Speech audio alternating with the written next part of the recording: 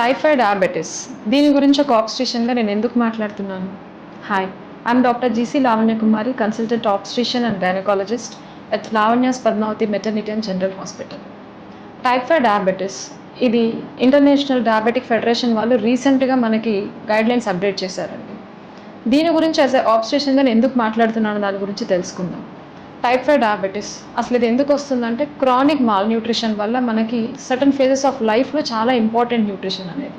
అది early child and pubertal development అప్పుడు, foetal development అప్పుడు. Now comes the play foetal development where as an obstetrician నా concern ఉంటుంది అనమాట.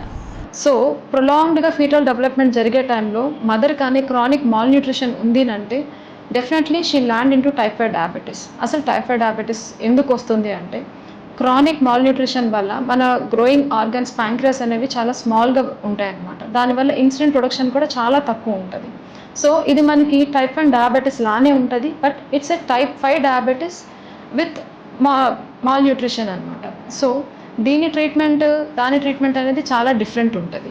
దీన్ని మనం ఎలా ప్రివెంట్ చేసుకోవచ్చు అంటే మదర్స్ కానీ already who are anticipating to get pregnancy అనే వాళ్ళు ప్రాపర్ న్యూట్రిషన్ తీసుకోవడం వల్ల ఈ type 5 diabetes in the future for the babies అనేది మనం రెడ్యూస్ చేసుకోవచ్చు. So take care about your nutritional health. Thank you.